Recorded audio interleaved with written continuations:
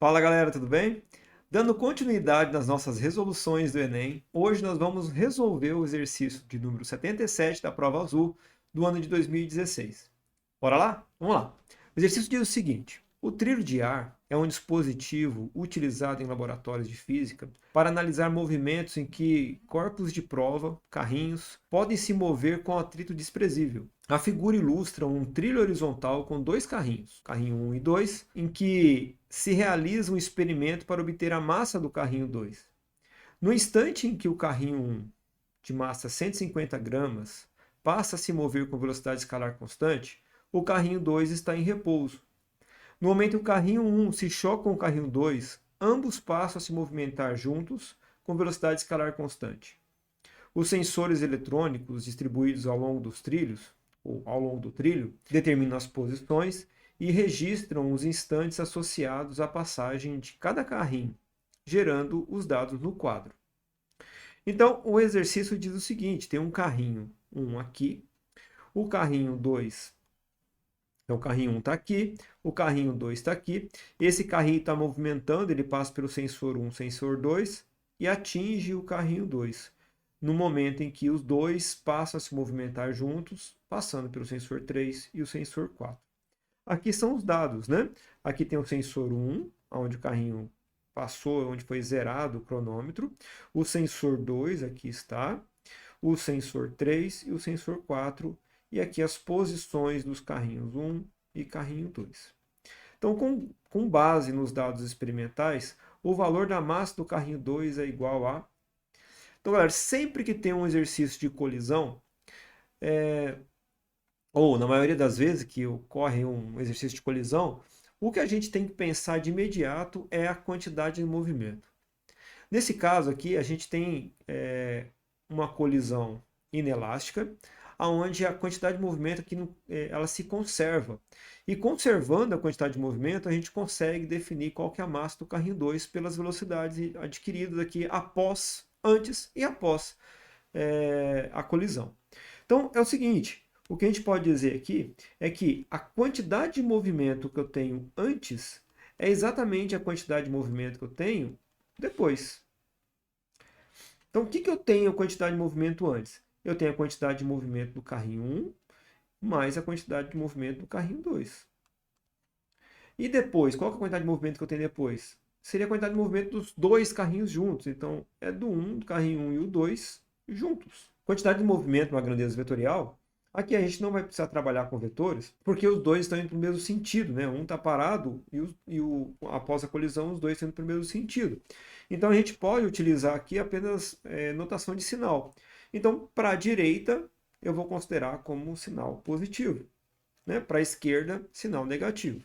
Isso indica que se eu encontrar uma velocidade positiva, eu vou encontrar uma velocidade para a direita. Se eu encontrar uma velocidade negativa, quer dizer que ele está indo para a esquerda.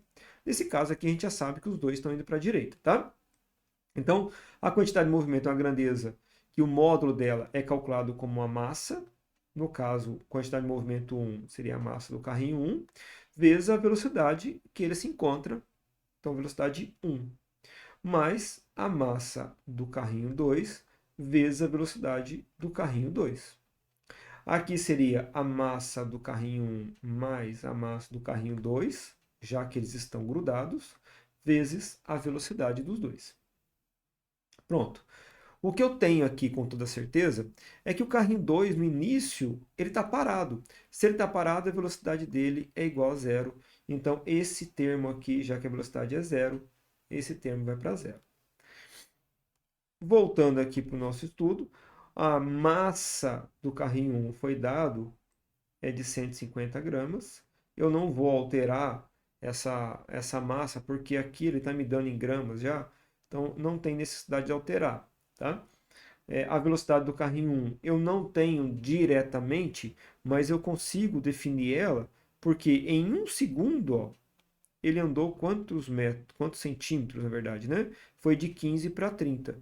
Então, a velocidade do carrinho 1, como é a velocidade constante, é o ΔS pelo ΔT. Então, ΔS seria 30 menos 15, né? 30 menos 15, costuma dar 15, dividido pelo tempo que ele gastou isso, por 1. Então, a velocidade do carrinho 1 é de 15 centímetros por segundo. Também não vou alterar, porque aqui também está sendo dado em centímetros por segundo, tá? Então, vezes 15 é igual a massa do carrinho 1, que é de 150 gramas, mais a massa do carrinho 2, que eu quero encontrar, vezes a velocidade dos dois juntos. E a velocidade dos dois juntos, a gente consegue captar, ou consegue ela aqui, a partir do momento que eles passam pelo sensor 3 e pelo sensor 4, né? Pelos dois sensores aqui.